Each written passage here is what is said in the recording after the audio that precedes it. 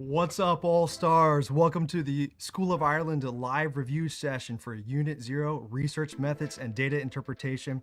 Tonight, we're going to be going over a lot of important information. In fact, as you guys are going to see in a minute, this unit is so important that it actually might warrant the bulk of your study time. But before we dive in, before we get started, how's everybody doing tonight? And where is everyone watching this live stream from? Go ahead and throw it in the chat. Let's see who we can find is watching this live stream from the furthest away. Where are you guys watching this live stream from? How is everybody doing? What do we got? USA? What state? Cali? Let's go. Texas? Let's go. I was just in Austin a few weeks ago. Best barbecue, Texas barbecue. Sorry, Carolinas. New Jersey. All right. New York, South Carolina. All right, let's go. Maryland. All right, so guys, in a minute, we will start diving in and we'll need to lock in, but we're gonna let everybody join the live stream who is not here yet. Maryland, Massachusetts, let's go. Welcome, welcome, welcome. You guys are all stars. Thanks so much for being here tonight. Lock in, Kenya, let's go. Your teacher posted this. All right, thanks for being here. Okay, so let's start diving in. Here we go, right here. Boom.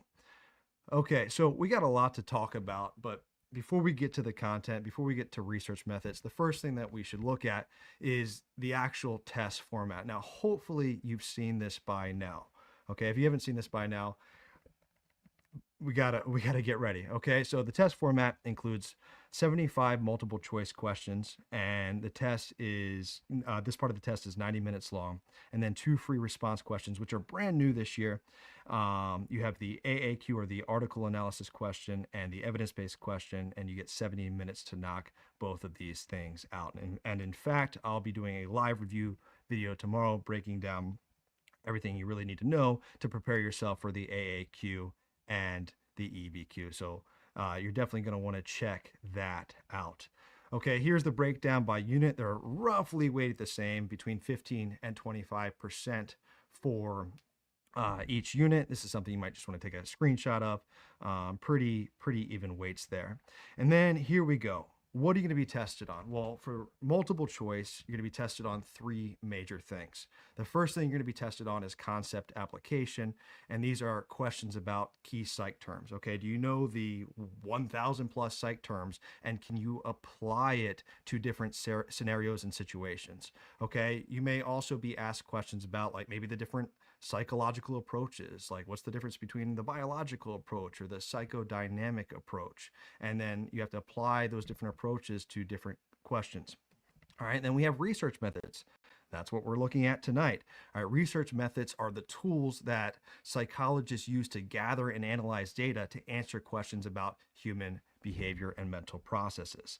Okay, and then we have data interpretation. This is when a researcher puts their data into graphs, and we got to be able to analyze graphs, charts, numbers, etc. And so tonight we're looking at research methods and data interpretation.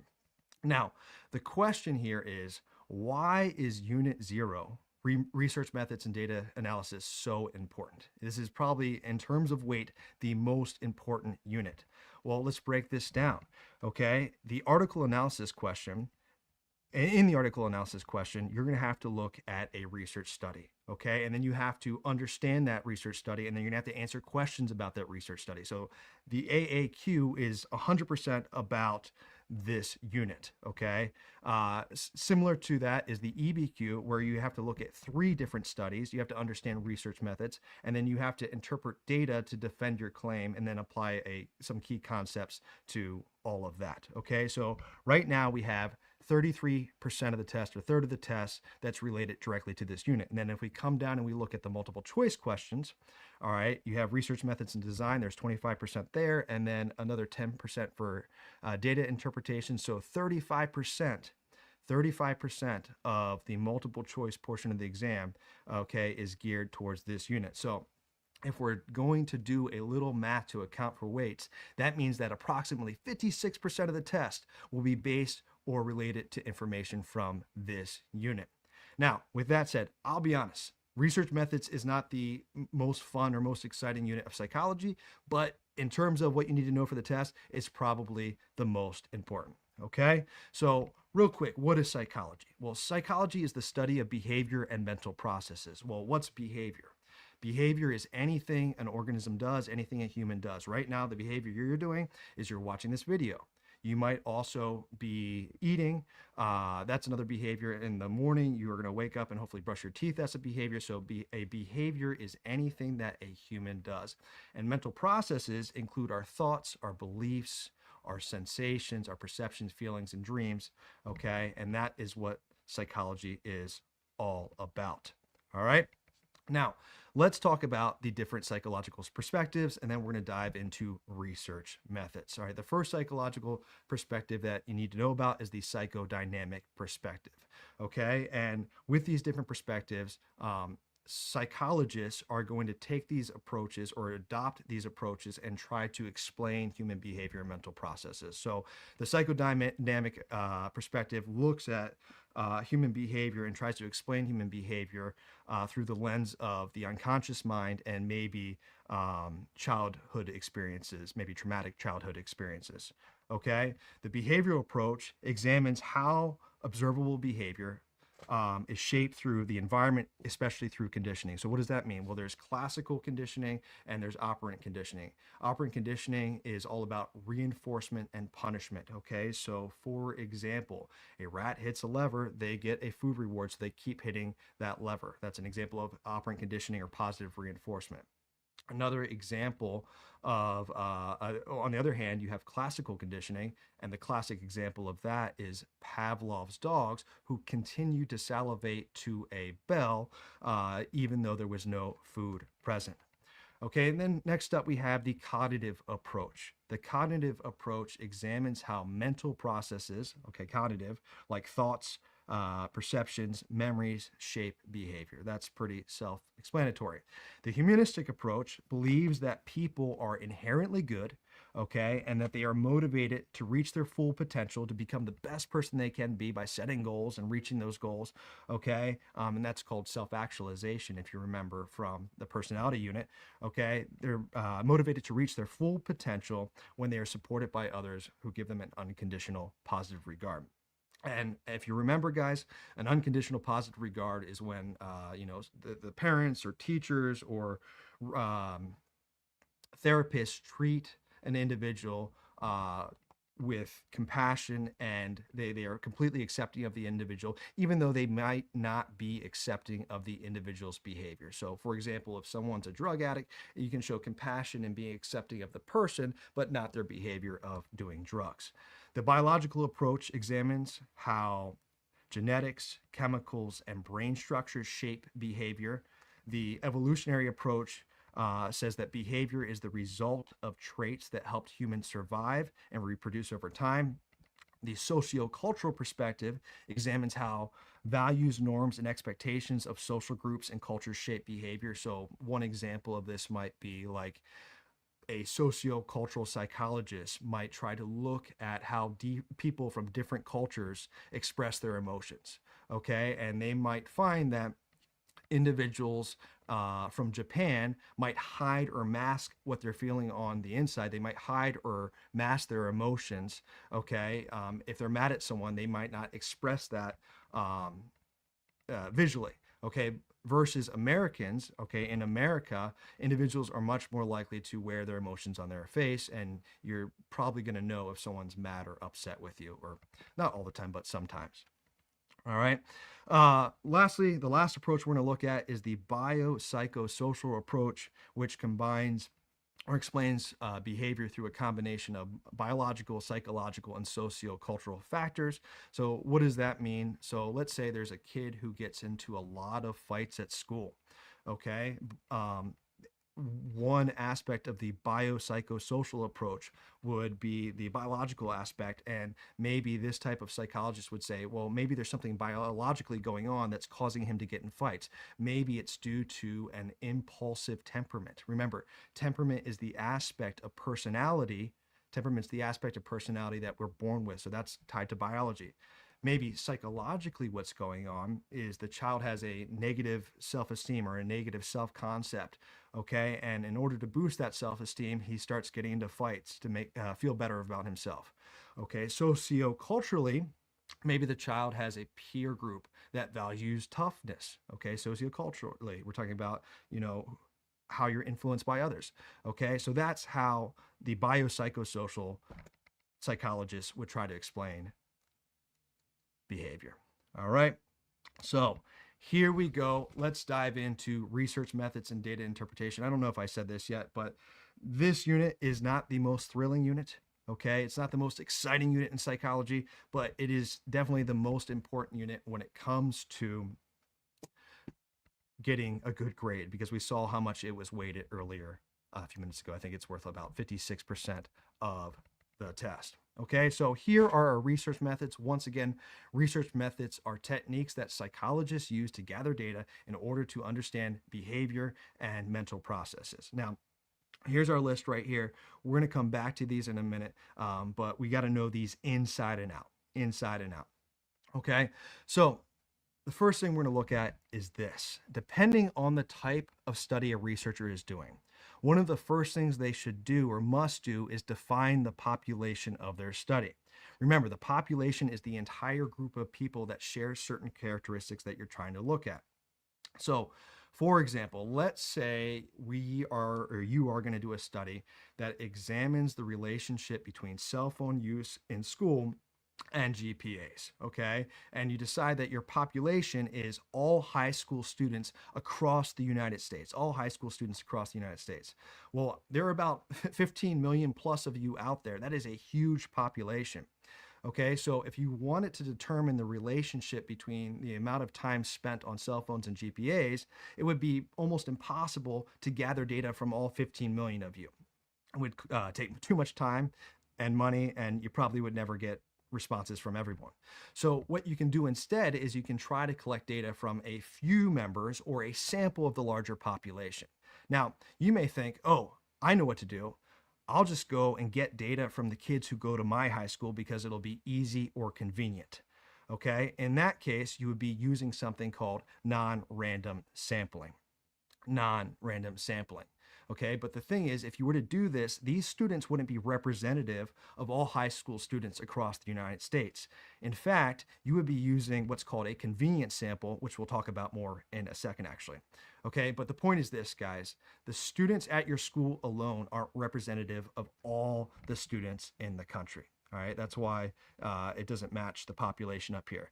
For example, why might this be the case? Maybe your school has very strict rules on cell phone use, okay? And let's pretend that most of your students, most of the students at your school are afraid of getting in trouble, so they don't use their cell phone that much, okay? So that means that on average, students at your school use their cell phone less than the average population in the United States. So it's not representative of all high school students. And so when you do a study, you typically almost never want to use non-random sampling, okay? So what you should do instead, guys, is this. You should use random sampling or random selection, which gives everyone in the population an equal chance of becoming part of your study. Now, you can do this multiple ways, but one easy way of doing this is by using not necessarily easy, but one way of doing this is by using a random number generator. So what you're going to do is, if this represents every student in the US, this population here, you're going to assign everybody a number, okay? And then you're going to have a computer randomly spit out numbers from that population so that you get a random representative sample, okay? When you use random sampling, you're going to end up with a much more representative group to collect data from. And in doing so, you can then take your results and then generalize them to the population. And that's important. So let's say, for example, let's say that one of the pieces of data you collect is that 80% of the people in your participant sample use their phone in class. It's probably closer to 100% in real life, but 80% of the students in your sample use their phone in class. Because you used a random sample, you can now generalize or infer your findings onto the larger population and say that approximately 80% of all high school students in the United States use their phone in class. Now, the reason you have to say approximately is because there's going to be some margin of error. And what this means is even though you used a random representative sample, your participants' behavior won't be 100% representative of the behavior of every single student in the country. Okay, so in order to help reduce this margin of error, what you should do is use a large sample size, Okay, you shouldn't, have only 10 people in your sample. You should have, I don't know, 100 or 1,000 or more individuals in your sample. The more people you have in your sample, okay, the more the more representative of the entire population, which reduces the margin of error. Now, margin of errors aren't, I don't think, part of the psych curriculum at all, so I really wouldn't worry about them too much, okay? So here's the takeaway, guys. Random sampling allows for researchers to generalize their findings to the target population. I'll say that again. Random sampling allows researchers to generalize their findings to the target population, and that's important. Now, something researchers might encounter is something known as sampling bias, and this occurs when the sample used in the study doesn't accurately represent the larger population, which can lead to misleading conclusions, and as a result, the study's findings may not accurately reflect the true characteristics or behavior of the target population. And we've already kind of hinted at this. An example of sampling bias is known as a convenience sample. A convenient sample is where participants are selected based on their easy accessibility or availability to the researcher rather than being chosen randomly from the entire population. And as it says here, this sampling method is convenient but can introduce biases as it may not represent the broader population accurately. So let's go back to the example from earlier. Let's say that initially you didn't use a random sample, you used a non-random sample. You went and gathered data from students who only went to your school. Okay, that's what you did initially. All right, let's assume your school is in, I don't know, LA. Well, here's the thing. All right, the results from your convenience sample in LA wouldn't be generalizable to every high school student in the US because your school rules, your socioeconomic conditions, your demographics, etc. at your school alone are not representative of the entire country. Okay, so you can't generalize to the whole population, but potentially your findings may be generalizable to a smaller sample or subset of the population, such as, I don't know, other high schools in LA or other high schools in urban metropolitan areas with similar school rules on cell phone use, socioeconomic conditions, demographics, etc. Okay, so what this means is, just to kind of put it all together, all right, your non-random sample, your convenience sample, all right, your results want to be generalizable to, I don't know, students who go to a high school in the middle of Kansas, which is surrounded by corn and has very loose school rules because the demographics and the rules are different. Okay, does that make sense? Does that make sense? All right, so, all right, again, when you use a convenient sample, it limits your ability to generalize to the entire population, but you may be able to generalize to a smaller subset of the population. Now, huge warning. Okay, this is important for everyone. Question E on the article analysis question, or the AAQ, says, explain the extent to which the research findings may or may not be generalizable to a specific population. Okay, here's the takeaway. Do not focus on what type of sampling the researcher uses when it comes to generalizability on the AAQ, meaning that you're reading through the AAQ and it specifically outlines a convenient sample. You should not say the results can't be generalized in the study because the researcher used a convenient sample. You should not say that, okay? Or you shouldn't say, let's say it's a different AAQ, you shouldn't say, because it wasn't explicitly mentioned that a random sample was used, the study can't be generalized, okay? This is not the purpose of the AAQ question E about generalizability, okay? We'll talk more about what the purpose is and what you should do tomorrow, okay? But this is really important, guys. This is really important. And when I say tomorrow night, I'm having a live live FRQ breakdown where we're going to go over all the FRQ stuff. Okay, so here we are. We're at our research methods. Okay, so let's go over the non-experimental options first. Okay, so here we go. We have a case study. A case study is an in-depth analysis of a single individual or a small group of individuals, typically focusing on a unique case. So the classic example of this is this guy right here. This is patient HM. Real quickly, when patient HM was younger, he was hit by a bicyclist. He was knocked down. He hit his head and he started having seizures. The seizures got worse and worse and worse over the years, to the point where his high school principal wouldn't even let him walk across the stage at graduation because they were afraid he was going to cause a scene. Okay, they were so bad that by the age of 27, he elected to have a experimental surgery on the brain. That's kind of scary. Experimental surgery on the brain, where I think he was actually not wide awake, but he wasn't, completely asleep during the surgery. And what they did is they took kind of like I assume like an ice pick or something. They pulled the eyelid up and they started going into the brain, and then they sucked the part of the brain that they thought was causing the seizures out with a straw. And I pray they weren't using a paper straw, because no one wants to get brain bits and paper straw in their mouth, because that's disgusting. A paper straw alone is disgusting. It's disgusting.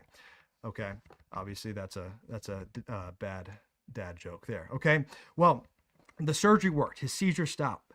Okay, but there were a lot of bad side effects. Patient HM couldn't form new memories. So because of this, he became one of the most case studied people of all time. We found out because of him, the part of the brain that they removed called the hippocampus is crucial for forming new memories. Okay. And we also know that short-term memory, because of him, only lasts 20 to 30 seconds. So he had short-term, but not long-term memory. Okay. And this is something that we'll learn more about in the memory unit. So that is a case study. Next up, we have naturalistic observation, and this is where this is a research method in which the researcher observes and records behavior in a natural setting without interfering or interacting with the subjects. Okay, the upside to this is you get more authentic behavior from the participants, unlike maybe potentially an experimental lab setting. Okay, but the downside is it describes behavior but doesn't explain why it happens. So going back to our experiment with cell phone use, all right, I said experiment. Going back to our study about cell phones, maybe the researcher is doing a naturalistic study where they go into a classroom, they have informed consent from the parents, and they, want to see how many times kids use their cell phone in class. Okay, he would be able to describe that students use their cell phones X number of times in class. He would be able to describe that, students are on their phone an average of 15 minutes. I'm making that up, 15 minutes per class. Okay, but he couldn't explain why that happens. Okay, are those students using the phones because they're bored? Okay, are they using it because their parent texted them? Are they using it because they're looking up something for class? We don't know. We don't know. Naturalistic observation describes behavior but doesn't explain it. So as a result, this type of research method is a really good starting point for forming new hypotheses that can be used to guide further research using other types of research methods. Okay. Now we have a correlational study, correlational research. A correlational study examines the relationship between variables, showing how changes in one variable lead to changes in another. Okay, so here are correlations here. Over here on the left, we have a positive correlation. A positive correlation exists when both variables increase or decrease together at the same time. In other words, as one variable moves in a specific direction, the other variable will also move in that same exact direction. So, for example, all right, the more time you spend studying, the higher the GPA. Okay, the less time you spend studying, the lower the GPA. That is a positive correlation. Okay, in the middle here, we have a negative correlation, which indicates as one variable increases, the other one will decrease. Okay, so the more time one spends studying, the less sleep you're going to get, and vice versa. If you're getting more sleep, then you're not studying. Okay, that's a negative correlation. And then on the right, we have no correlation at all between the color of a car and miles per gallon. Okay, here's some practice. I need your help here, guys. Here are two practice questions about correlations. You tell me, are these positive or negative correlations? Number one, number of pictures taken on your phone. and phone storage. Okay, and number 2, height and weight. Okay, go ahead and tell me in the chat. Tell me in the chat. Are the number 1 positive or negative? Number 2 positive or negative? And there is a little bit of a delay, so I'm just gonna kind of stall for time here. All right, positive or negative? What do we got? What do we got? Throw it in the chat, all stars. Maybe we can drop some beats here. There we go. There we go. Negative. 1 negative, 2 positive. What do we got? What do we got? What do we got? All right, so here we go. Number of pictures taken on the phone and phone storage. That's definitely negative, okay, for number 1. And number 2, height and weight. Right, the taller you get, the more you weigh. That's positive. All right, guys, great job. Mr. Allen, can you rap? No, I can't rap or sing. I was not gifted with those talents, or dance either. All right, let's get this music off. There we go. All right, so next up regarding correlations is the correlation coefficient, or the R value. Sorry, I'm just reading these chat comments real quick. The R value, I like to think of it as the relationship value, shows the relationship between 2 variables, and it will always fall between -1 and +1. Okay, so over here, an R value that falls between 0 and 1 is positive. An R value that falls between 0 and -1 shows a negative relationship between variables. And the key is the further away from 0, okay, the stronger the relationship. So that's in the positive and the negative direction. So here's a look at what that looks like. Okay, so in the middle here, R equals 0, there's no correlation whatsoever. No correlation whatsoever. But if we go way over here to R equals 1, it shows a perfect positive correlation, which means as one variable increases, the other increases in exact proportion. But as we move closer to R equals 0.5, okay, as one variable increases, the other tends to increase too, but not in a perfectly consistent way. In other words, the data isn't as tightly grouped together.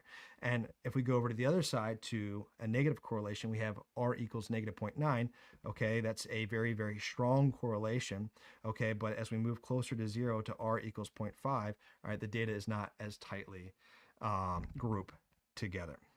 Okay, so you guys tell me in the chat here. We have 2 correlations, R equals 0.5 and R equals -0.86. Which of these has the stronger relationship? Which of these has the stronger relationship? Go ahead and throw it in the chat. Which of these has the stronger relationship? Throw it in the chat.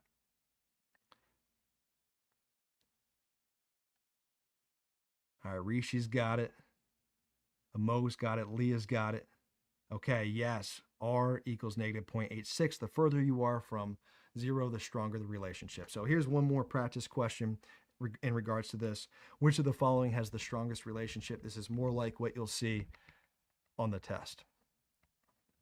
What do we got, guys? What do we got? Throw it in the chat.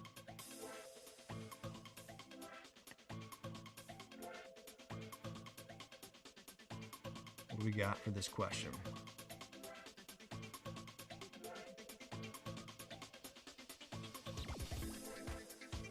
Ooh, someone got it wrong. A lot of you getting it right. A lot of you getting it right. Okay, the answer to this one is B. B is correct. R equals 0.9. In other words, 0.9 is the furthest away from 0. The answer is not D. This was a trick because R values always fall between -1 and 1. So R equals, what did I say, -1.2. That's just a fake R value to throw you off. So D is not correct. D is not correct. Okay, now here's a key takeaway, very important takeaway, all stars. All right, correlations do not imply causation. You should know this by now, but correlations do not imply causation. Okay, well, why? Well, there's 2 major reasons that we'll take a look at in a minute. Okay, but let's take a look at this one example. All right, as we move towards the summer months, the number of ice cream sales increases. At the same time, the number of violent crimes increase. And as we move towards the winter months, okay, ice cream sales decrease, okay, and so does violent crime. Now, this is showing a correlation, but it's not the correlational graph we're used to. We're used to looking at a graph that's sloping upwards to the right. So this is a positive correlation, okay, but the question that must be asked is, do people who buy ice cream, okay, go out and do violent crime? Okay, or do violent criminals go get an ice cream treat after they do their crime? Is this the actual correlation, or is something else potentially causing this relationship between the two? Can anybody tell me in the chat what might be causing the relationship between the two? I appreciate that, Bill. What's causing the relationship between the between the two? Someone's getting Chick-fil-A? Buy me some.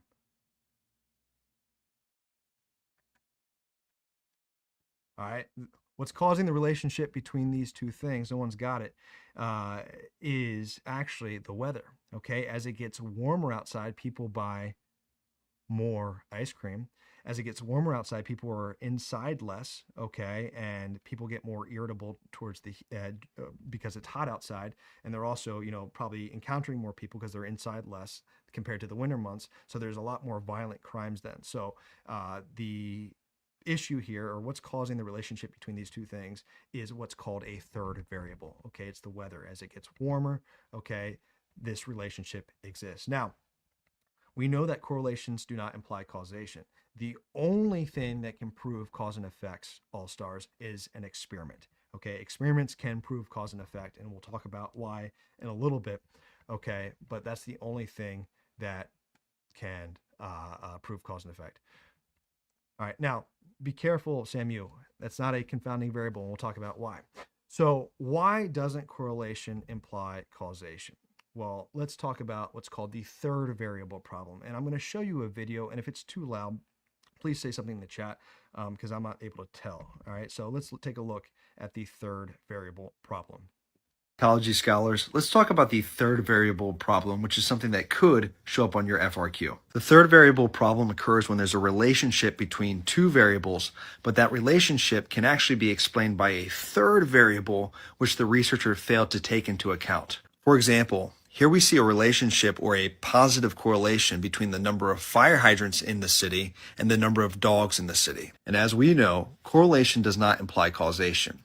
However, a researcher might want to find out, does increasing the number of fire hydrants in a city also increase the number of dogs in that city? And you may be looking at this and saying, that's ridiculous. Increasing the number of fire hydrants in the city probably doesn't increase the number of dogs in a city. So the question becomes, is there an outside factor or third variable that could help us understand this relationship? And the answer is yes. The third variable in this case is the population of the city. As the population gets bigger, the city may expand, which may lead them to put in more fire hydrants. Additionally, with a bigger population, that'll probably mean more dog owners in general. So in this case, the population is the third variable, which means that the population of the city helps explain the positive correlation between the number of fire hydrants and the number of dogs in this city. But again, correlation does not imply causation. So here's what's important for you. If the third variable shows up on the FRQ, make sure that the example you come up with or the one you identify from the prompt explains how it affects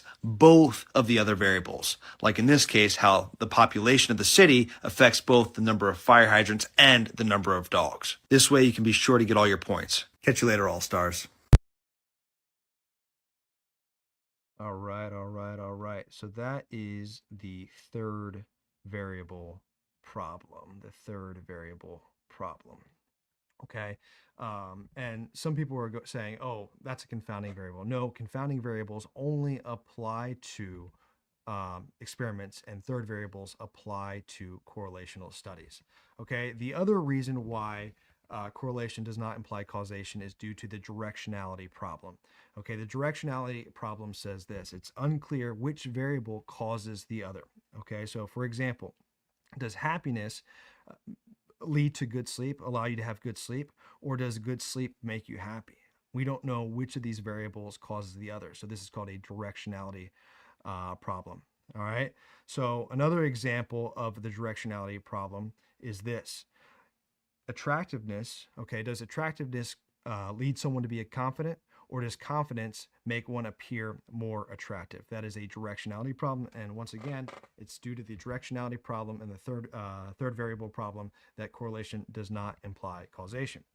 Okay, next up we have a meta-analysis study, and a meta-analysis study takes it combines the results from multiple completed studies to form a single result or conclusion. Okay, so here are multiple completed studies, and I don't know, I'm making this up.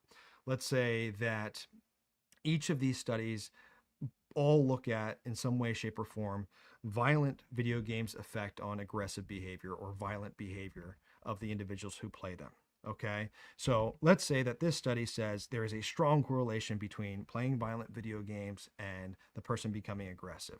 All right, but this study over here says, yeah, there's not really much of a relationship between playing violent video games and becoming violent. So each of these studies has kind of different conclusions about the effect of violent video games on violent behavior. So what you're going to do is you're going to take all of these studies and analyze the results of all of these studies and kind of form a single conclusion from that. That is a meta-analysis. All right. Next up, we're going to take a look at a cross-sectional and a longitudinal study. A cross-sectional and a longitudinal study. Now, it's outside the box, and there is a reason why it's outside the box, but I'll explain more in a second. A longitudinal study is when a researcher studies the same group of individuals over a long period of time. So this researcher is studying stress levels in middle schoolers. So what they're going to do is they're going to look at the stress levels of a group of sixth graders, and then they're going to follow those sixth graders to seventh grade, and then they'll measure their stress levels in seventh grade, and they'll measure their they'll measure their stress levels again in eighth grade. Okay, so this is a longitudinal studies that takes place over a long period of time. And the downside to longitudinal studies is time and money. Okay, these take a long period of time. Time is money. So if this is taking a lot of time, it's going to cost a lot. Another issue that the researchers may run into when they try to do a longitudinal study is people might drop out of the study over time. Okay, so that's an issue. Now, actually, we'll get there in a second. The other type of study here is called a cross-sectional study. A cross-sectional study takes a picture at a snapshot at a point in time, and instead of following people year after year after year, they are going to collect their data all at once. And what they're going to do is gather data from a cross section of a certain population. So instead of following, trying to look at the same group of students year after year, they're going to gather a group of sixth graders, a group of seventh graders, and a group of eighth graders all at the same exact time, and then get data on their stress levels. That's a cross-sectional study. All right. So the upside to cross-sectional studies is they cost less usually because it takes less time. However, the data may not be as accurate as longitudinal studies depending on what you're trying to study because you're studying different people. Okay, with a longitudinal study, you're studying the same group of people over time, okay, and you might get more accurate results or reliable, replicable results because you're looking at the same group of people. All right, so another warning. This is important for the AAQ. All right, question A on the AAQ asks something like, identify the research method that the researcher used in this study. You should never say that the research method the researcher used is a cross-sectional study by itself. You should never say that the research method that the researcher used is a longitudinal study by itself. These studies can't stand alone for that answer, for that response, okay? Okay, if you are to use these terms, you are to use these as adjectives to describe other types of studies. So, for example, let's say that a researcher is doing a correlational study and it's going to take many years. You could say the research method used in this study is a longitudinal correlational study. Okay, but you're not going to say it's just a longitudinal study. The College Board does not want you to use cross-sectional or longitudinals as standalone answers for Part A of the AAQ. So just be on the lookout for that. They are adjectives for that purpose. All right. Next up, we have experiments. Okay, experiments are a research method in which an experimenter can determine cause and effect through the manipulation of the independent variable. Okay, and with experiments and other types of studies, the researcher is going to start off with a hypothesis or a prediction. Okay, so here's the prediction, here's the hypothesis that we're going to come back to again and again and again tonight. If students drink caffeine before a test, then their test scores will improve. Okay, if students drink caffeine before a test, then their test scores will improve. And we're going to come back to this again and again. Now, hold on, someone said something in the chat. Will we score if we say just a correlational study, or do we have to include cross-sectional or longitudinal study? I'm not sure if that's 100% Amog clear yet. I don't know if they've described that yet, but my guess is correlational study by itself will score. I don't know if you have to use the adjectives, but I'm not 100% sure on that. That's a good question. All right. Now, a good research hypothesis is falsifiable. Well, what does falsifiable mean? Okay, the whole idea behind falsifiability is that a researcher should make a claim that can be tested and potentially be proven wrong or falsified. Okay, so instead of looking for evidence that supports that your claim is true, a researcher should look for evidence that proves the claim is false. Okay, in other words, they should seek out evidence that refutes the hypothesis. And what that means is that our knowledge and understanding of the world is going to improve when the hypothesis is falsified. Or as Simply Psychology puts it, quote, science progresses when a theory is shown to be wrong and a new theory is introduced that better explains the phenomenon, end quote. Now, let's take a look at this. Here's a hypothesis. I didn't come up with this. I stole this from someone. Okay. Aliens exist, but they're intentionally hiding from human detection and will never reveal themselves. Okay. This hypothesis is not falsifiable because no amount of evidence or lack thereof will be able to disprove it. Okay. So, but even if humans never find aliens, the claim can always fall back on the idea that aliens are intentionally hiding themselves from human detection. And so consequently, this is not a falsifiable hypothesis. This is not a good hypothesis. Okay. An example of a good falsifiable hypothesis is this. All swans are white. Okay. Why is this a good falsifiable hypothesis? Because it can be potentially proven true. So let me give you an example. Let's say you are a researcher and you like hiking and you're hiking through the woods one day, and then you come into a clearing, and in the clearing there's this pond.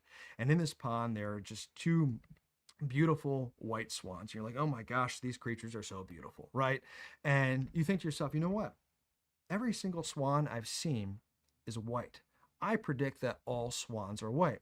Well, to prove this, you decide, I'm going to go out and try to prove this true by finding 1,000 swans, okay, and we'll see if they're white or not, okay? And so you go do this, okay? Well, guess what?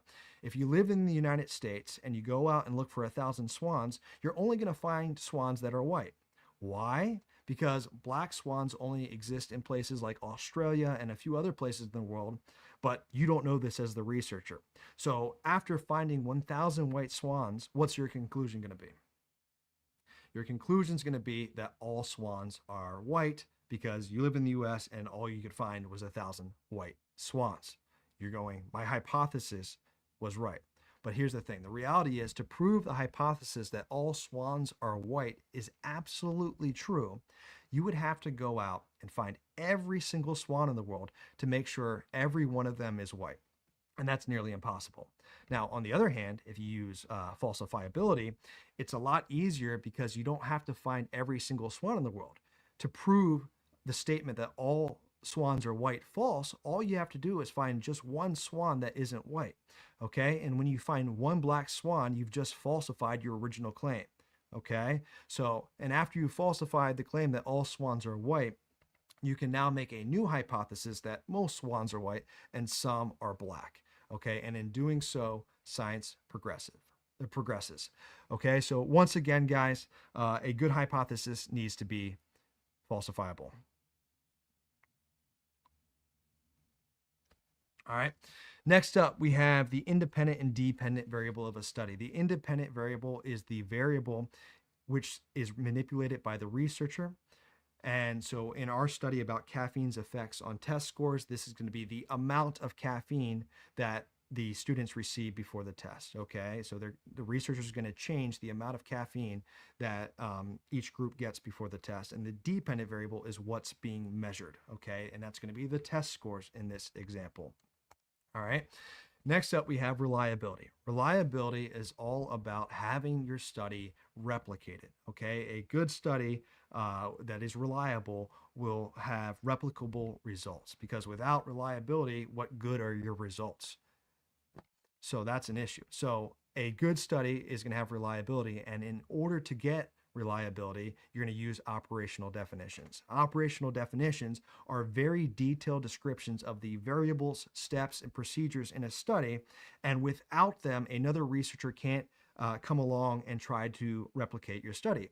So, for example, if you give your students before the test in the experimental group 10 cans of soda, all right, and the guy tries to replicate it, but you didn't tell him exactly how many cans of soda and caffeine the participants get, he may try to replicate your study and only give them 1 can of soda. And so as a result, you're not going to end up as with the same results if you don't operationally define your variables. So here's an example. Here's our example. Here's our hypothesis. If students drink caffeine before a test, then their test scores will improve. Well, we need to operationalize or operationally define how much caffeine the students are going to ingest before the test in our experimental group. Okay, are they going to have 1 can of soda? Are they going to have 5 cans of soda? Are they going to have a cup of coffee? If so, what brand? Because different brands of coffee have different amounts of caffeine. Okay, so you need to specify specifically how much caffeine the students are going to get so someone can come along and replicate the study. Now, here is some practice for you. All right. What is the operational definition of quality? So this was taken from an old FRQ, the old style of FRQ, but it kind of applies to this. You tell me in the chat, what is the operational definition of quality? Dr. Knowles is interested in exploring the relationship between garment costs and perception of clothing quality. She predicts that higher priced clothing will be perceived as being of higher quality. She creates a website that presents floral shirts listed at a variety of prices. Participants are directed to the website where they are asked to rate the quality of each shirt on a 1 to 10 scale, with higher numbers meaning higher quality. All right, guys, go ahead and throw in, what is the operational definition of quality according to this? Throw it in the chat. What is the definition of quality? Throw it in the chat, guys. Throw it in the chat. What do we got? What do we got?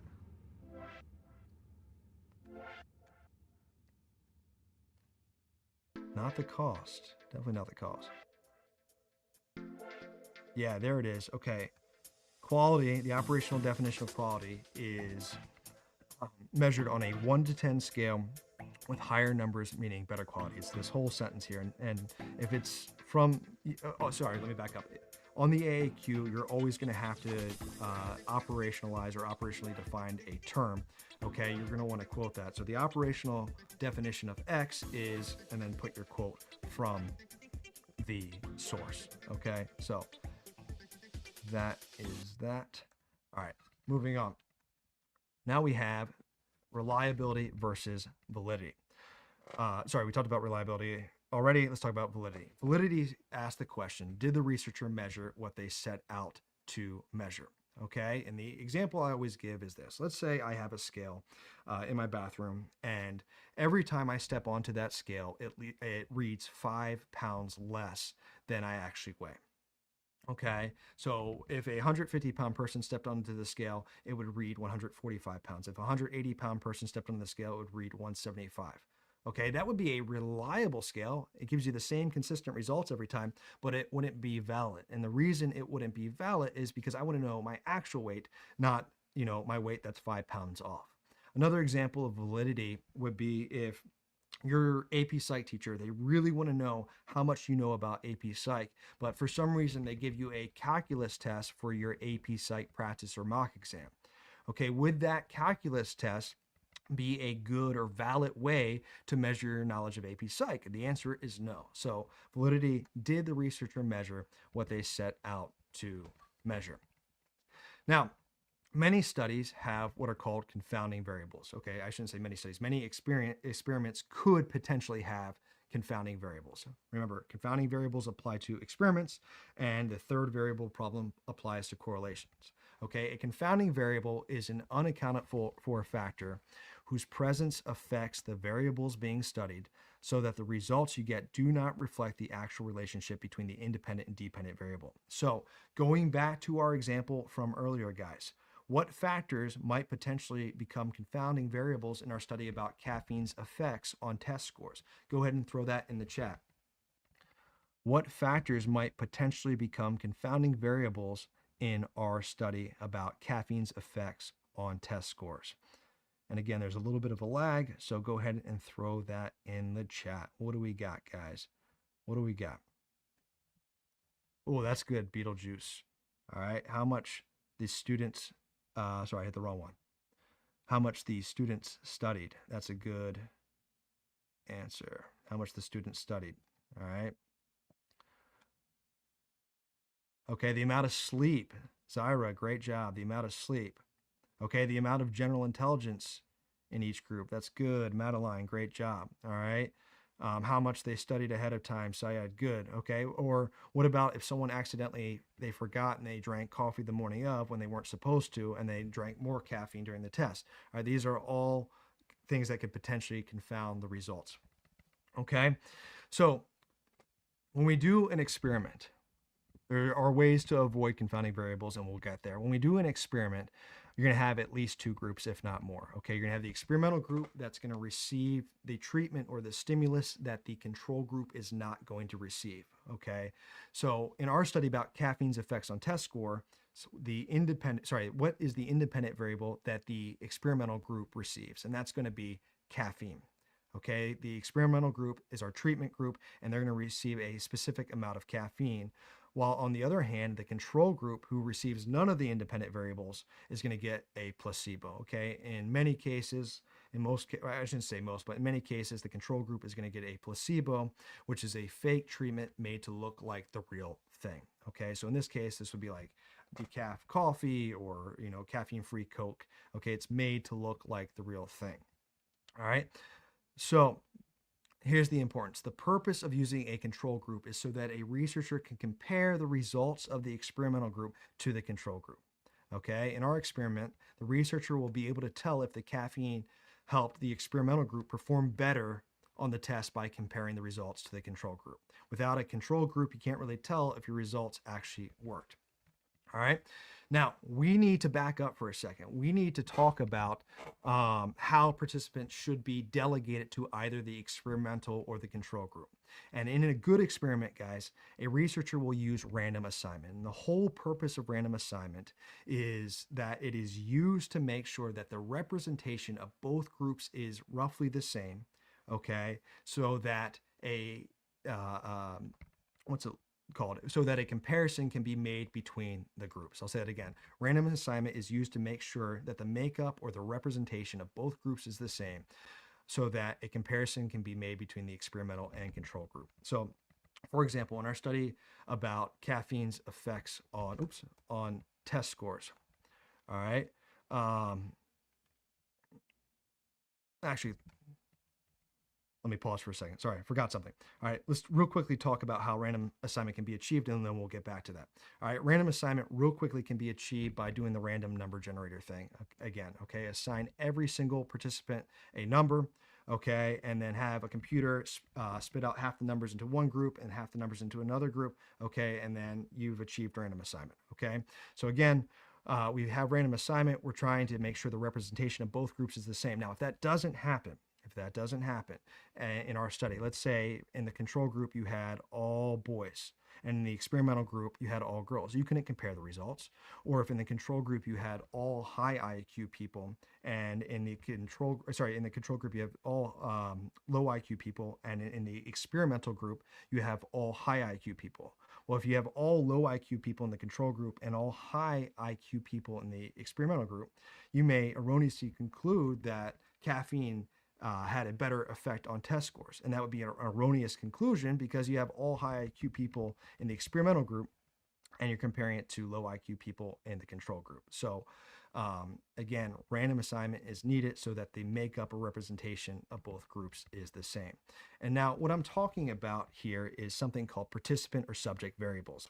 And these are variables that can potentially confound the results. Some classic examples of subject variables are the sex of the participant, the age, their height, weight, skill level, intelligence, prior knowledge, etc. All of these things could bias the results. Okay, so here's the takeaway, guys. By using random assignment and making sure that the representation of both groups is equal, a researcher is able to ensure that confounding and subject variables have the same chance of appearing in both the experimental and the control groups, thus limiting the effects they would have if the representation of both groups was not the same. Another way of saying this is that random assignment allows researchers to control for possible confounding variables, thus allowing a comparison to be made between the groups. Okay, so going back to our example from earlier, if we use random assignment, okay, we would have boys and girls in the control group, high and low IQ individuals in the control group, boys and girls in the experimental group, and high and low IQ individuals in the experimental group. And then you could make a comparison between the two. All right. So now you may be asking, why are these participants blindfolded? Why are they blindfolded? Okay, and that's because we have a single blind study where the participants don't know whether they're in the experimental or the control group. However, the researcher knows what group the participants are in. And the reason you might do a single blind study is to reduce errors, since some participants might behave in a way that could impact results if they knew what group they were in. So, for example, in a blind study, in a non-blind study, participants would know whether they're getting the treatment or not. And this can lead to participant or subject bias, because if the participants know they're receiving the actual treatment, okay, if participants know they're in the experimental group, they might report improved symptoms just because they expect to feel better. Not because the drug worked, but because they expect to feel better. And that's something called the placebo effect, which we'll talk about later. Odie, this will be available later. So by placing the participants into blind groups, you can eliminate this confounding effect. And also, a blind experiment can also eliminate what's called social desirability bias. This is directly from the curriculum. A blind experiment can eliminate something called social desirability bias. And this is the tendency for participants to give responses they believe will be perceived favorably by others, or with answers that they think the researcher wants to hear instead of their actual feeling. So, for example, if a participant knows he's in the experimental group, okay, if this was a non-blind study, okay, and they're testing a drug that's supposed to reduce headache symptoms, if he knows he's in the experimental group, okay, he may give a socially desirable answer reporting that the pill reduced his pain and symptoms, even if it didn't, simply because he thinks it's what the researcher wants to hear. So by putting participants into blind groups, a researcher can eliminate the social desirability bias. Now here, our researcher has a blindfold on, okay? And our participants also have a blindfold on. So this is called a double blind study. What we were looking at before was a single blind study. A double blind study not only eliminates participant bias, but it also eliminates subject bias as well. Okay, not subject bias, but it also eliminates researcher bias as well.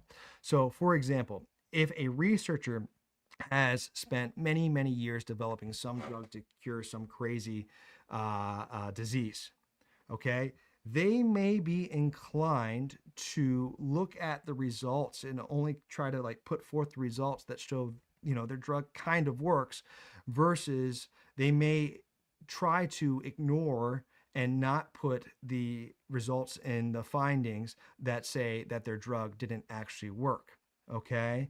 They may also ask leading questions to the participants that shape participant answers to make it look like their hypothesis is correct, and that's not good. Okay. So a double-blind experiment is going to make sure that a researcher can't intentionally or unintentionally manipulate the results, since they don't know which group is which. And the way this is done is I don't know, maybe like a medical firm is going to hire a third party that's going to do the random assignment for them. The researcher doesn't know which group is which. The researcher does the study, and all he knows is, this is group A and this is group B, and he draws his conclusions. And at the very end, the third party comes back and says, oh yeah, this is the control group and this is the experimental group. And then, the researcher has already made his conclusion, not knowing which group is which. Okay, so that's a big deal. All right, now real quick, please do not mix up the difference between random sampling and random assignment. All right, these are tricky. Don't mix these up, okay? Random sampling is when everybody in the population has an equal chance of becoming part of the sample or the participant group through random sampling, and then you can make generalizations from your findings. So random sampling is for generalizations. Random assignment is when random assignment is when participants are randomly assigned into either the experimental or the control group. And these groups are going to end up being or having the same representation so that a comparison can be made. And once again, random assignment eliminates confounding variables. Okay. Another thing is the placebo effect. This occurs when a participant's health or behavior improves due to the belief that they are receiving an actual drug treatment, even though they're taking a placebo. Okay, researchers need to watch out for this. So let's go back to what we're talking about. A researcher is making a headache drug. So for example, in a blind study where participants don't know which group they're in, some of the participants in the control group may report that their headache symptoms have improved because they believe they are receiving the real drug. Okay, they don't know which group they're in, but they think, oh, it's a possibility I'm actually receiving the real drug. Similarly, participants in the experimental group who are unaware they are getting the real drug may also report a reduction in headache symptoms. But is this reduction in headache symptoms for the experimental group due to the real drug's effect, the placebo effect, or a combination of both things? Well, in order to figure out the real effect, a researcher needs to compare the results of both groups. So if both the experimental and the control group show similar levels of a reduction in headache symptoms, okay, it indicates that the pain relief is pretty much due to the placebo effect. However, if the experimental group shows a significantly more improvement than the control group, then the drug is considered effective. All right, so that's something that the researchers need to watch out for. All right, so why can experiments prove cause and effect and other types of studies can't?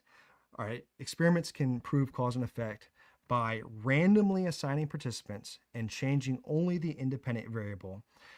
Experiments let researchers isolate its effect, the independent variable's effect, in this case, caffeine's effect on test scores, the caffeine's effect on the dependent variable while controlling for confounding factors. And that is done through random assignment. So again, the two reasons experiments can prove cause and effect is due to the manipulation of the independent variable and random assignment. Okay. So one other thing we need to mention here is peer review. And this is a process. This is the process of submitting a researcher's findings for evaluation by experts in the same field. And these experts will check the findings for errors and evaluate the quality of the findings to determine if it should be published. And here's the big takeaway for this. The whole point of peer review and replication allow for scientific knowledge to advance because these processes ensure the accuracy, the reliability, the validity of research findings by subjecting them to rigorous evaluation and repeated testing. All right. So next up, what is the downside to experiments? Potentially, they're too artificial. In other words, the lab setting might not replicate the real world one-to-one. Okay, that's a downside to experiments. All right. Now let's talk about a survey. This is big. A survey is a way to collect data. A survey is a data collection technique. It's a technique used for obtaining self-reported attitudes or behaviors of a particular group, usually by questioning a representative random sample of the group. And surveys are a great way to collect a lot of information. Now, One type of survey, there are many types of surveys, but one type of survey is called a Likert scale. Okay, and in a Likert scale, okay, you're going to see this kind of range of responses. So how often do you use your cell phone for non-school related activities during school? Never, rarely, sometimes, often, always. Okay, so this is called a Likert scale, and it's just one type of survey, but it's something the College Board wants you to be able to identify and know. Here's another warning, guys. For the AAQ, question A about which research method is being used, okay?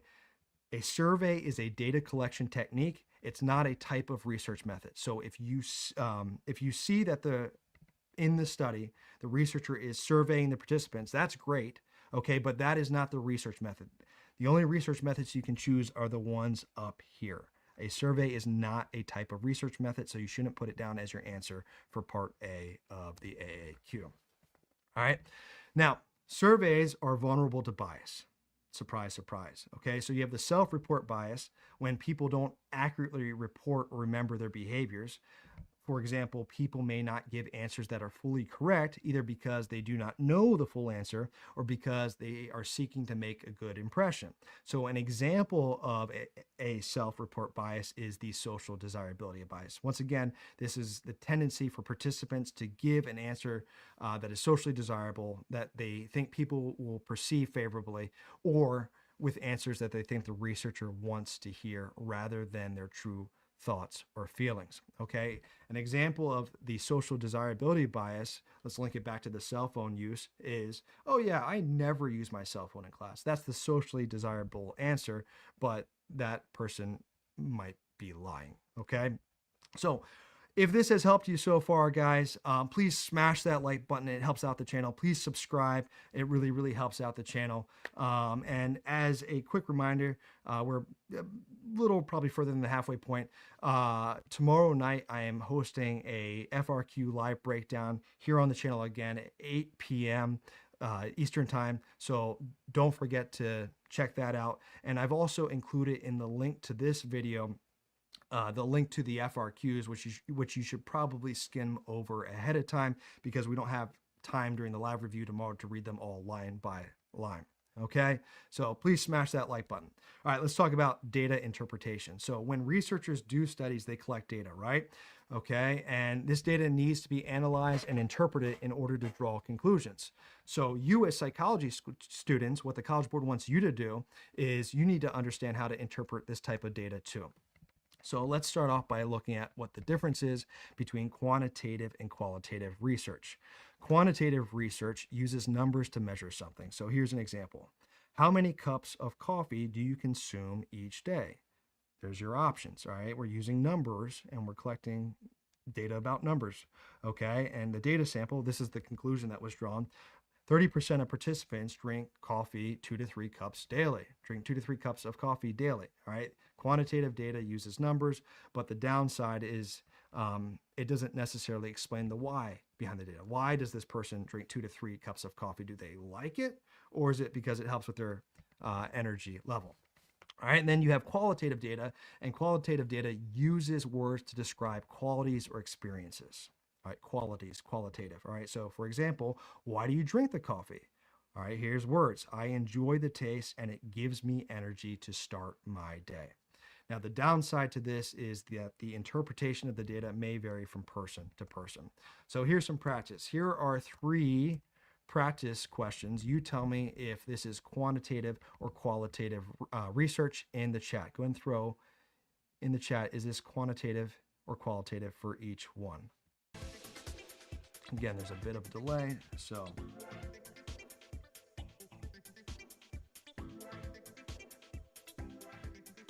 are these examples of quantitative or qualitative data? Number 1, it rained 108 days in North Carolina last year. Number 2, the sound of crashing waves at night provided a soothing background for peaceful sleep. Number 3, the first horse I saw was gray and the second horse was gray. Go ahead and throw it in the chat. Beetlejuice says quantitative, qualitative, qualitative. Is Beetlejuice right? Dylan gave 2 answers without numbers. I have no idea which ones Dylan is answering. What do we got? What do we got? All right, here's the answers. Here's the answers.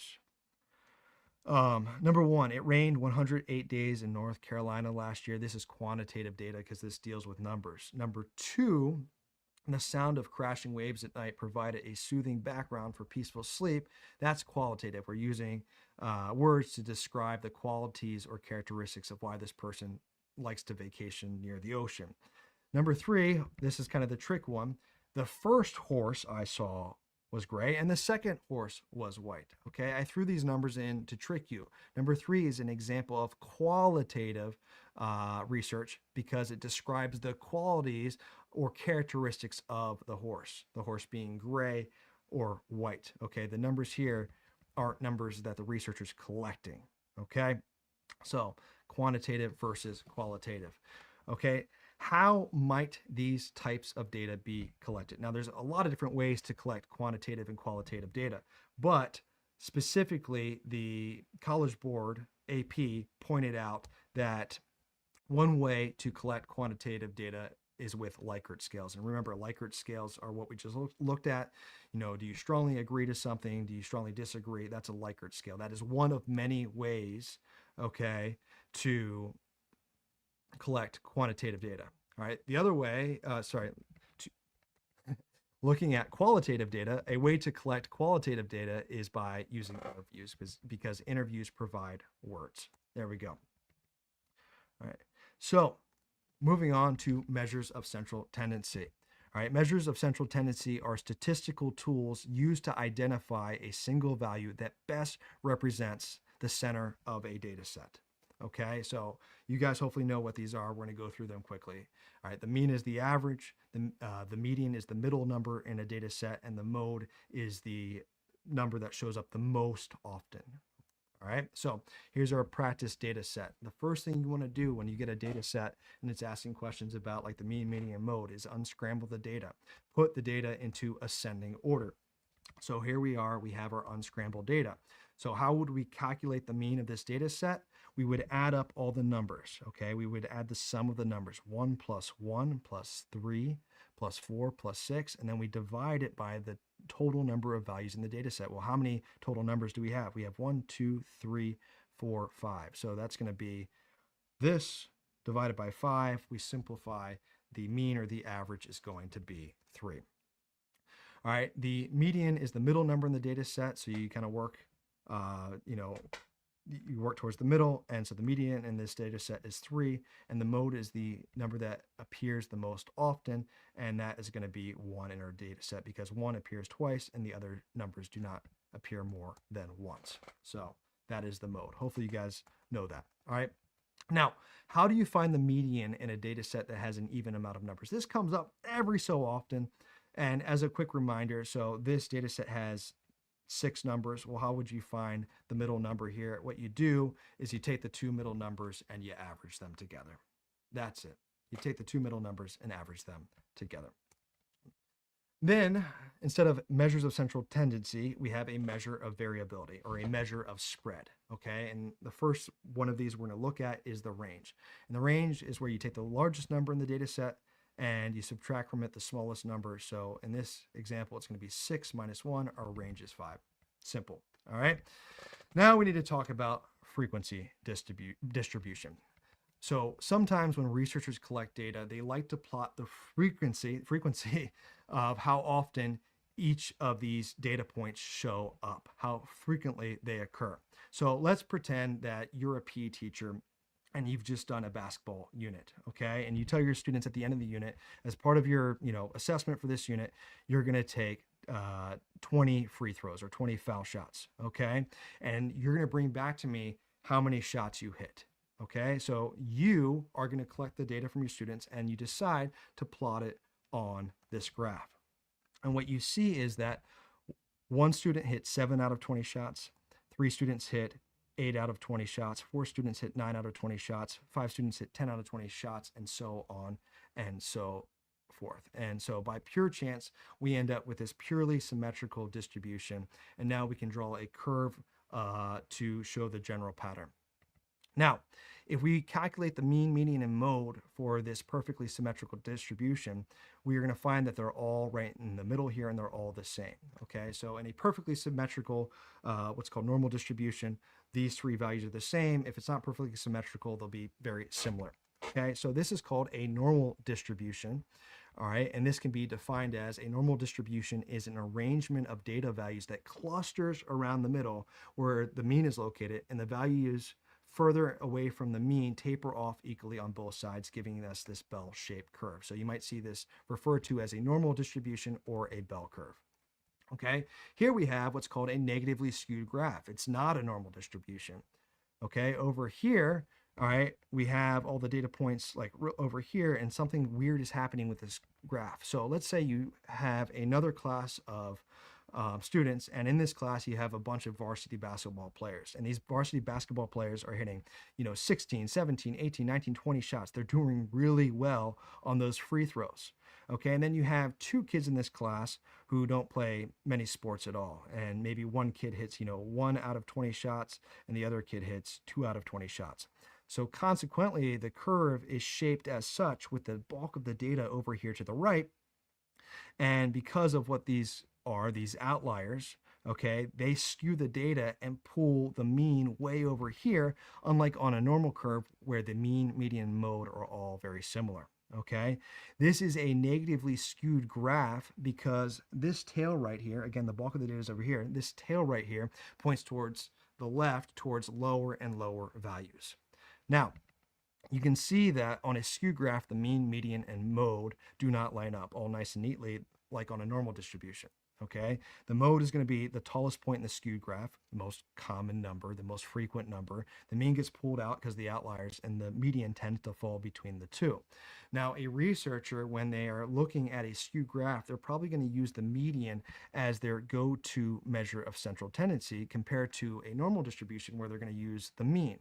And this is because the median gives a more accurate depiction of where the center of the data is on a skewed graph.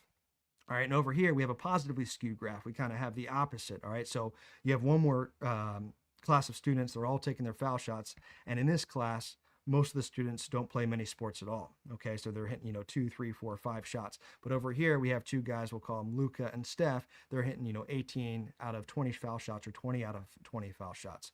Okay, so these are outliers, and they're going to skew the data to the right this time. So in this case, the mean gets pulled way out to the right, the mode's the tallest point, and the median is going to tend to fall between the two.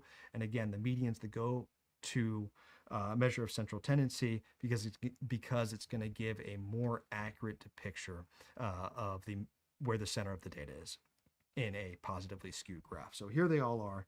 Once again, in a normal distribution, these values are all similar, but because of skews, they can be thrown off. There you go. All right.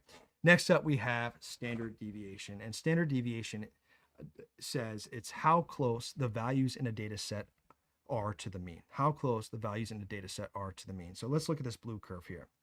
All right. In this blue curve, the data is very spread out from the mean.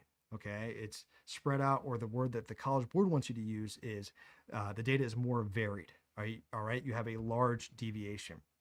And then you have this red curve here where the data is very bunched up or scrunched up against the mean, against the average. And the word the College Board wants you to use is the data here for the red curve is less varied, and we have a smaller deviation here. Okay. And by the way, standard deviation is also a measure of variability or spread along with the range. So here is the practice question. Which of the following data sets has the greatest standard deviation? Now, for AP Psych purposes, you really don't have enough time to calculate standard deviation for, a multiple choice question, or even for the FRQ. It would just take way too long. So there's a shortcut you can take to get the right answer, like 90% of the time if you don't know how to calculate standard deviation or have the time to calculate standard deviation, okay? And that is to look at the range of the numbers. Okay, remember, the range is a measure of spread, and so is standard deviation. Okay, so the trick here is if we're looking at the greatest standard deviation, we're going to try to look at the data set here, A, B, or C, that has the greatest range. So go ahead and calculate which of these has the largest range. And I'm going to help you out here. So A has a range of 13. B has a range of 24, 32 minus 8, and C has a range of 3, 17 minus 14. Okay, so B has the largest range, and that probably implies that the data points are way more spread out, standard deviation, than the other two data points. So what this implies is that data set B is going to look more like this blue curve here with more variability than the red curve there. Now, another question they may ask is which of these has the smallest standard deviation? Okay, and the data set with the smallest standard deviation is most likely the one with the smallest range. So that answer is going to be 3. Now, here's a real practice problem based off an old FRQ. Explain what the different standard deviations indicate about the data from the two groups. Okay, well, let's see. Group A has a standard deviation of 4, and Group B has a standard deviation of 6. Okay, so what you would want to say here is that the data from Group B is more varied, aka it's more spread apart, but don't use the word spread apart. It's more varied than Group A. So the scores in Group B were more different from each other compared to the scores from Group A. Okay, you could also say the data from Group A is less varied than Group B, meaning their scores are more similar. So that's standard deviation. All right, we got to quickly go over what z-scores are. Z-scores measure the distance of a score from the mean, from the average, in units of standard deviation. Okay, and this is oversimplified for AP psychology. If you take stats or higher level math, it's way more complicated than this. I'm oversimplifying stuff here. All right, so we're going to start in the middle with a z-score of 0. Okay, this is a normal distribution. So in a normal distribution where the average is, remember, z-scores measure the distance of a score from the mean in units of standard deviation. Okay, we're going to start in the middle with a z-score of 0. So if we move to the left 1 unit of standard deviation, we would get a z-score of -1. If we move to the left another unit of standard deviation, a z-score of -2, and then -3. And then if we go to the right in the positive direction, all right, we start at the mean, we start at the average, we get a z-score of 1. If we move to the right, 1 unit of standard deviation, and then 2, and then 3. Okay, so for AP Psych purposes, this is probably as complicated as z-scores get in terms of their appearance. It probably isn't going to get much more complicated than this. I don't think it will. Okay, now let's say that you have a multiple choice question and it gives you some data. And it says, okay, Miss Wilson's class has a test, and the average for that test, the mean for that test is 80, and she calculates the given standard deviation to be 8. Okay, the given standard deviation to be 8, that should be equals 8, not -8. Okay, so what you would do is you would take the mean, you would take the average and put it right here in the middle under a z-score of 0. Okay, and we know that the standard deviation is 8, so if we move to the left 1 unit of standard deviation, we have to subtract 8 from 80, and that's going to give us 72. And if we keep going another unit of standard deviation, we subtract 8 again, and then we subtract 8 again. Then we come back to the average, and we're going to add 8 if we go to the right 1 unit of standard deviation, and then we'll add 8 again, and add 8 again each unit of standard deviation. So you might get like a practice question like, I don't know, Sam's z-score is -2. What is Sam's test score? And they're not going to give you all of the stuff. You have to kind of fill this out. You might have to jot it down on your paper and go, okay, if his z-score is -2, his test score is 64. Or Billy's test score is 104. What's his z-score? Then it would be +3. All right, so that's how it works. And again, they're probably not going to always give you this graph. You're going to have to kind of figure that out on your own and memorize it. Something else that you unfortunately have to memorize, I'm sorry you have to memorize this, guys, but you do, is something called the empirical rule. And you don't need to know the name of it, but here's how it works. In a normal distribution, or in a bell curve, all right, about 68% of the data falls within 1 standard deviation of the mean, meaning that 68% of the data falls between -1 and +1. All right, so if we calculate, the percentage of data in this area, it's going to be 68%. Or if we calculate the percentage of data between 0 and +1, it'll be 34%. And if we calculate the percentage of data between 0 and -1, it will also be 34%. So 34 plus 34 is 68. Okay, moving on. In a normal distribution, about 95% of the data falls within 2 standard deviations of the mean. And in a normal distribution, about 99.7% of the data falls within 3 standard deviations of the mean. I'm sorry you have to memorize this, but you might have to manipulate numbers and kind of based off just this stuff. I'm sorry about that. Okay, now, last thing with this type of frequency distribution stuff, I think, is percentile rank. Percentile rank indicates the percentage of scores in a distribution that are equal to or lower than a particular score. So let me give you an example. My son, when he was about 1 year old, okay, he was in the 90th percentile for head size. Okay, that means his head at 1 year old was bigger than or equal to 90% of the other boys his age. So he had a really, really big head. Okay. You may encounter percentile rank when you get your SAT scores back. It may say, hey, you are in the 68th percentile, which means you've done better than or equal to 68% of the test takers. All right. Now, what we also need to know is what percentile ranks line up with each z-scores. And again, if you take stats it's a little more complicated than this. All right. This is oversimplified. It might not seem simple, but it's oversimplified for AP Psychology. So the percentile rank that lines up with a z-score of -3 is the 0.13 percentile, just something you have to memorize, meaning that it's not a triangle, a real triangle, but this kind of looks like a triangle. You will find about 0.13% of the data points within this area. The percentile rank that lines up with a z-score of -2 is 2.28. The percentile rank that lines up with -1 is 15.87. The one that lines up with 0 is 50%. The one that lines up with +1 is 84.13%. The one that lines up with +2 is 97.72, and +3 is 99.87. I know that's obnoxious, but it's something you have to memorize. Okay, I'm sorry about that, guys. And so how would you manipulate this data? All right, so let's go back to the given scores from earlier. Okay, so if Billy has a test score of 72, it means his z-score is -1. It means that he did better than or equal to 15.8% of the test takers on that score, so on that test. Another example would be, okay, Sarah is in the 2.28 percentile. What's her test score? All right, so you would take this and line it up with a z-score of -2, and you would find Sarah's test score of 64. Now, I think kind of the most complicated this would get is the following. All right, Josh is in the 15.87 percentile. What percentage of students did better than Josh? Okay, so you would subtract 15.87 from 100% of the test takers, and that would give you the answer of 84.13% of the test takers did better than Josh. I know that's not thrilling. I know it's not exciting, but it's just something you have to know.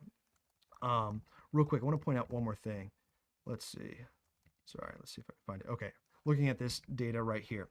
All right, you may encounter, and I think this is kind of the hardest extent of things, a question that says, hey, Billy's z-score is 1.5. Well, you don't see 1.5 on here. Well, 1.5 falls right between 1 and 2, obviously. So what is Billy's test score? And you would have to find the number that's between this. Well, Billy's test score would be 92. So that's it. Let's get away from these graphs. They're not fun. They're not thrilling, but it's just something you need to know for AP Psychology. Okay. So moving away towards something interesting is called the regression towards the mean. And this says in any situation where chance or randomness plays a role, extreme outcomes are likely to be followed up by results that are closer to the average or the mean upon repeated measurement.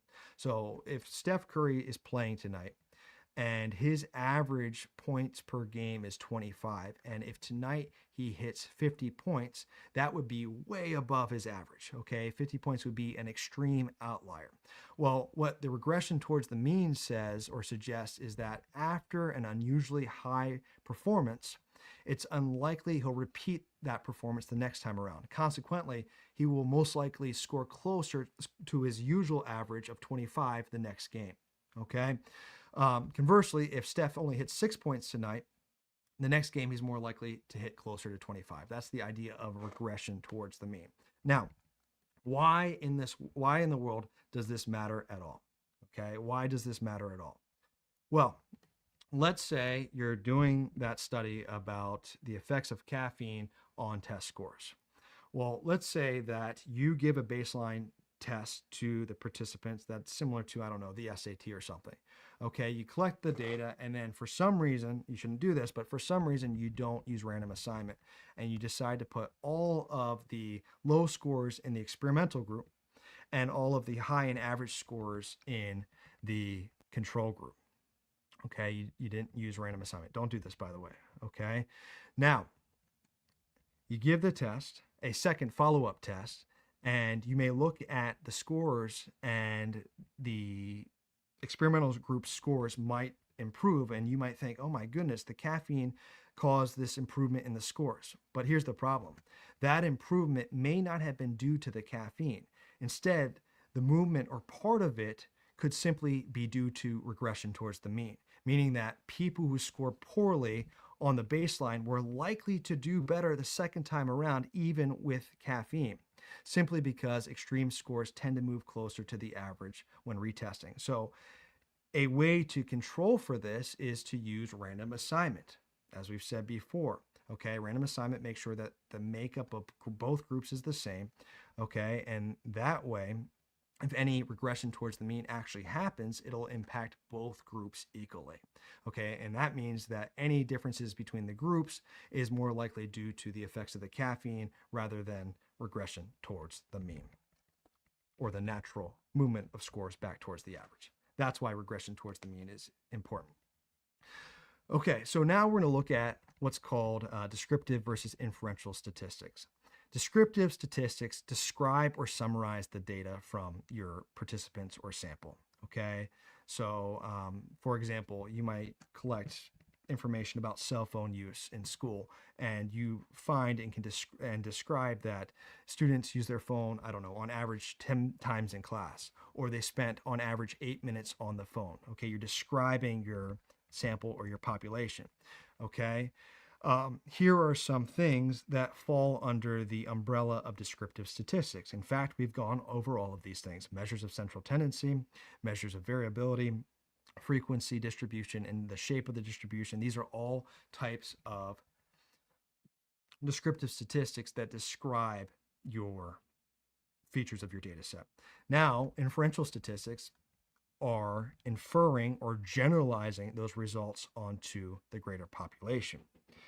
With that said, before you can infer or generalize your data from your sample onto the larger population, you need to be confident that your findings are not just accidental, but reflect a real effect that is unlikely to have occurred by chance. Well, how do you do this? You do this through something called statistical significance. Okay, and I'm going to show you a little quick video on this.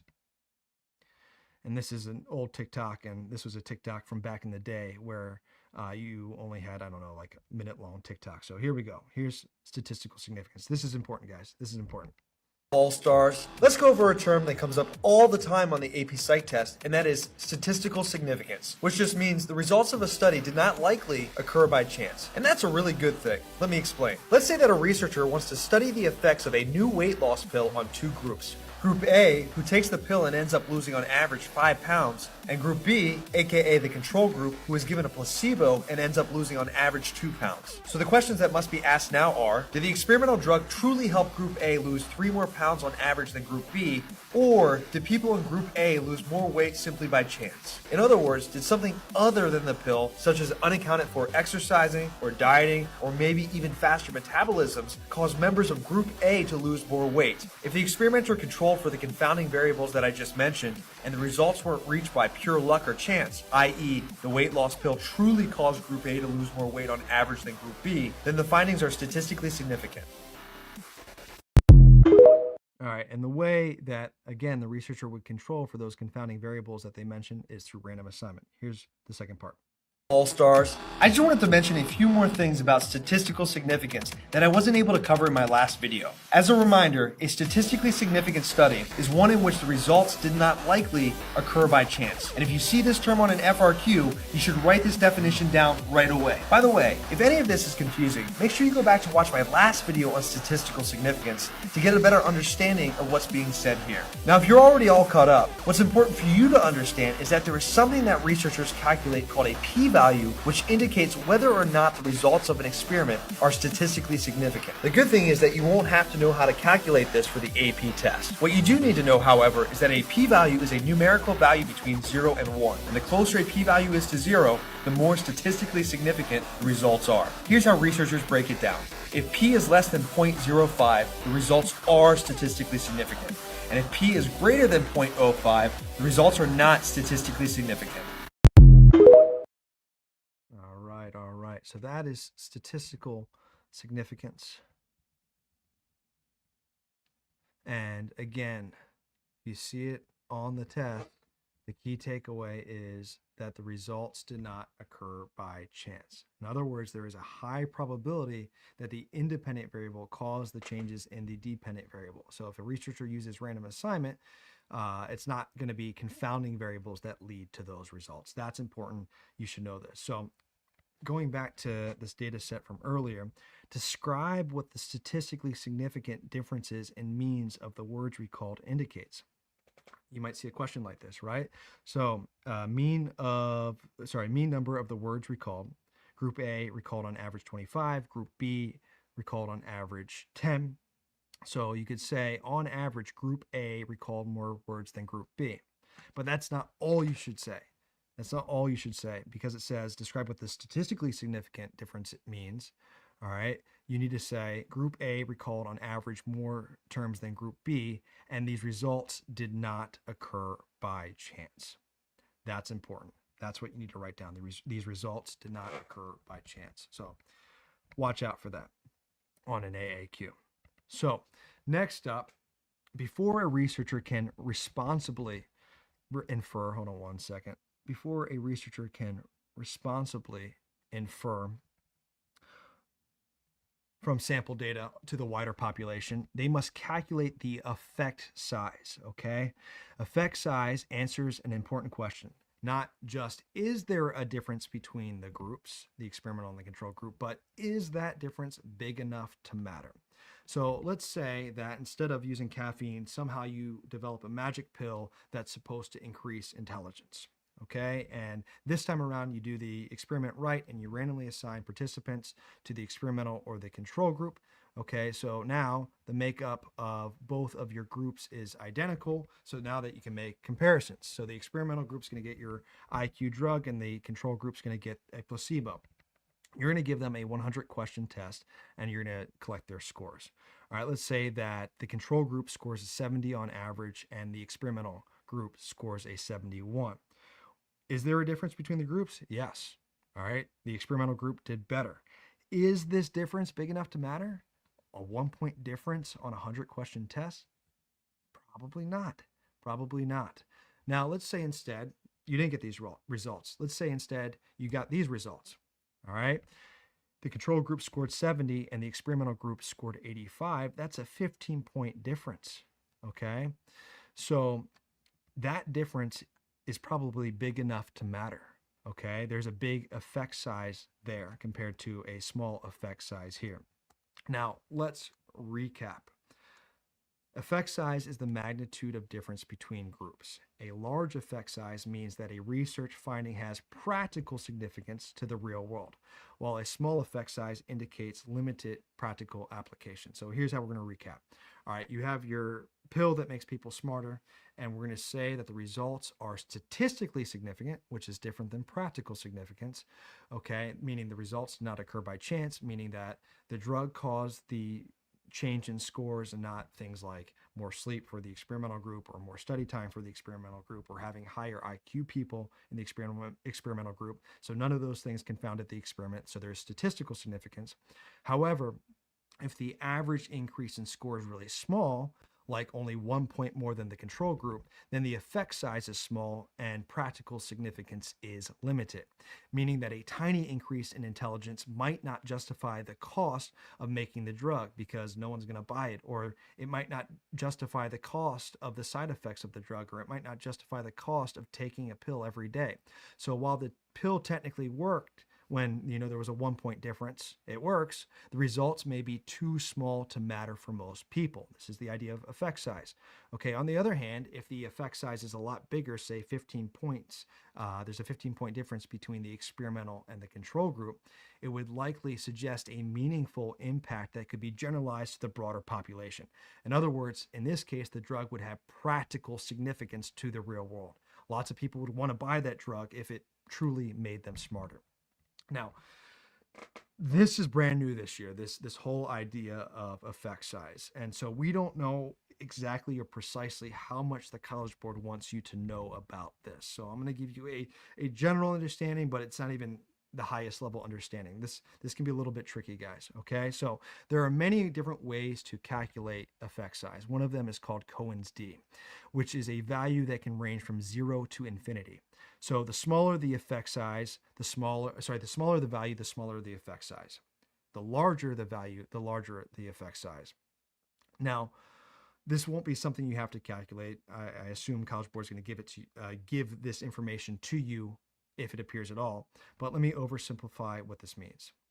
The less the curves overlap, the greater the practical significance. The less the curves overlap, the greater the effect size. Or the more spread apart the curves are, the larger the effect size. So if we look at these curves, okay, we have the curves practically overlapping. Their means, their averages are very similar. This would be a very small effect size. So a small effect size is equal to d equals 0.2.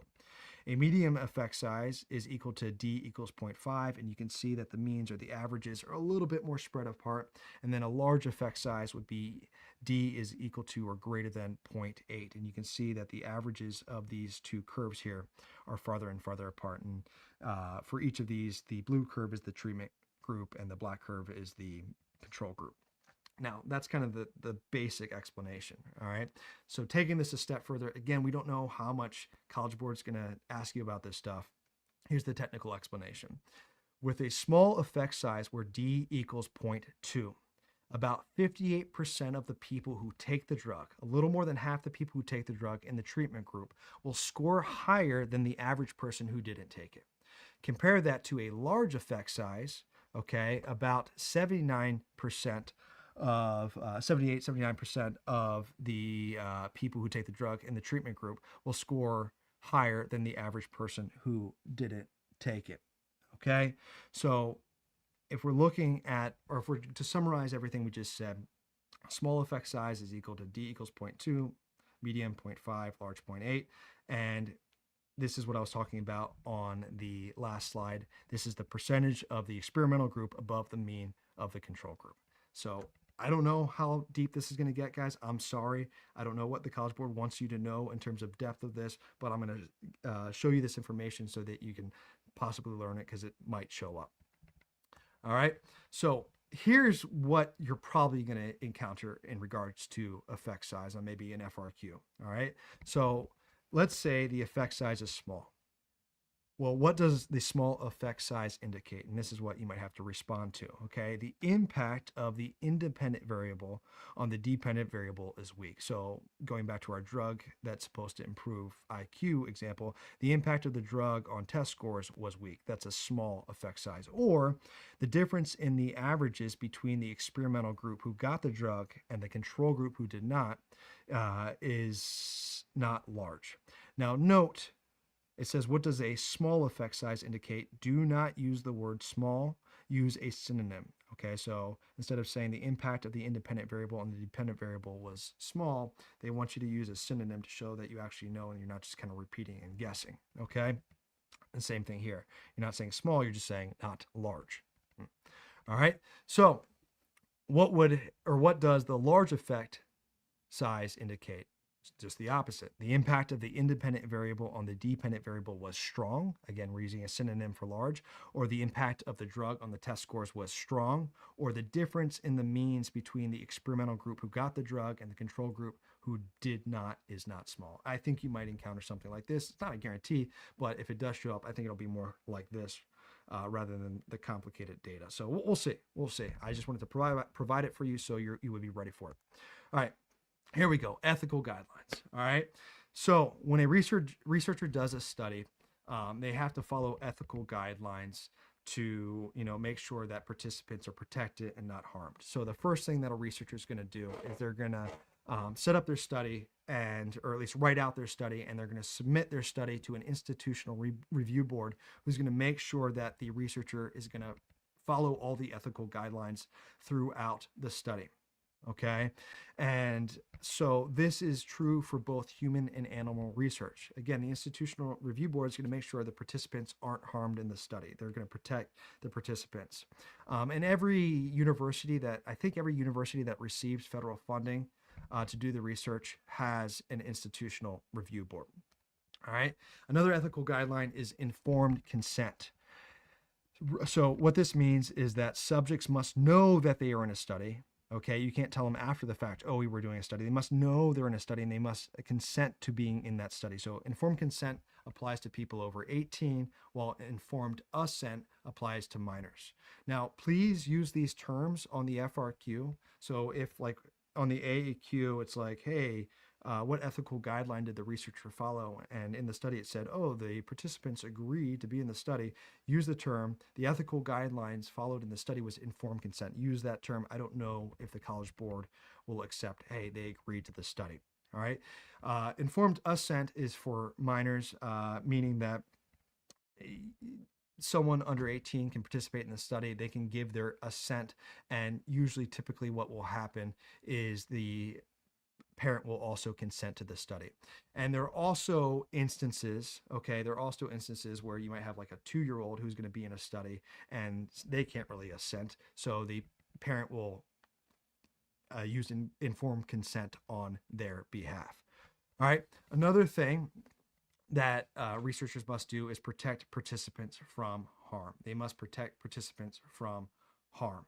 Okay, there can be no long-lasting physical or psychological harm. And this goes back to those experiments, I think in like the 60s or 70s, like Milgram's shock study, where participants found out after the fact that they had the capacity to take someone's life. And if you find that out, that can have a long-term psychological effect, and that could cause long-term harm. So participants nowadays need to be protected from long-term harm. Okay, a researcher should also apply confidentiality or anonymity, meaning that the participant's name shouldn't be released with the study. No one should, know who the participants are in the study. Okay, so if we're doing something with test scores and I'm a participant and I get the lowest test score, I don't want to see my name, Mr. Ireland, next to the lowest test score for the world to see. Okay, that would be embarrassing, right? So confidentiality, anonymity must be provided.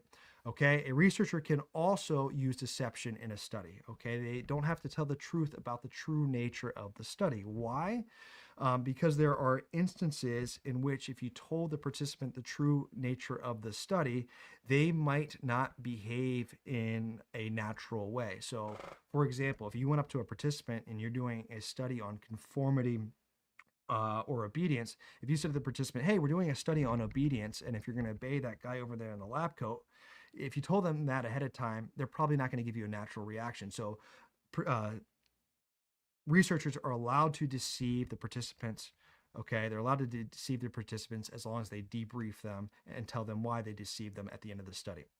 Now, real quick, sometimes in these types of experiments with deception, researchers use Confederates, and this has nothing to do with the Civil War.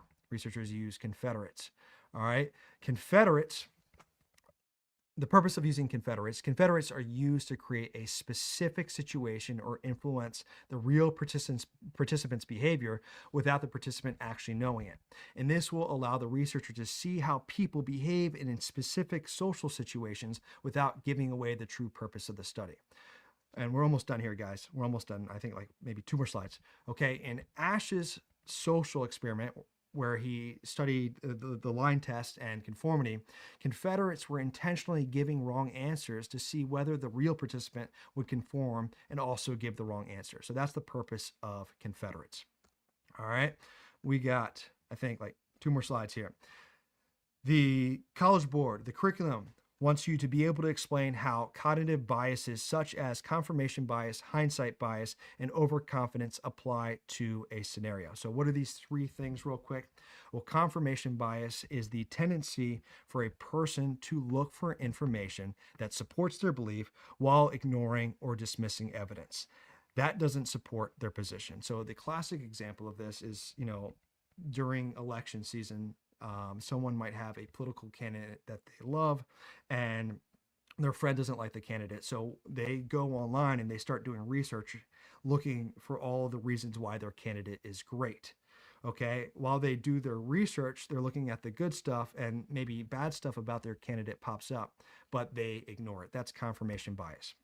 Another bias that you need to be able to apply to like a concept application question is hindsight bias. This is the tendency to believe after learning an outcome that one would have foreseen that outcome, also known as the I knew it all along phenomenon. The classic example of this is, sorry world, but Taylor Swift.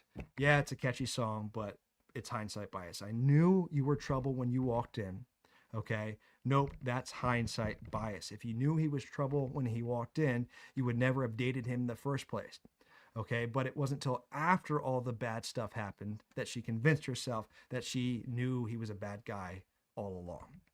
All right, and the last type of bias we have here is overconfidence, and this is the tendency to overestimate how accurate your knowledge is, how accurate your predictions are or abilities are. So a classic example is, maybe your friend in class is like, yeah, I didn't study much, but I got this. I'm going to ace this test. Okay, and then they end up doing poorly. Well, their confidence exceeded their actual preparedness. That's overconfidence. Okay, so those are the 3 biases that you need to know in this smorgasbord, this gigantic unit. Guys, I know this is not the most thrilling unit. I thank you all for being here. You guys are all stars. Remember, tomorrow night we're doing an FRQ breakdown. If this video was helpful in any way, shape, or form, please smash the like button. It really helps out the channel. Please subscribe to the channel so you'll get notifications about any other upcoming live reviews that I'll be hosting. With that said, I'll see you back here tomorrow night at 8 p.m. for the 8 p.m. Eastern for the FRQ breakdown, and I will catch you later, all stars. Thank you so much for being here. You guys are awesome. Thank you. Good luck on your test.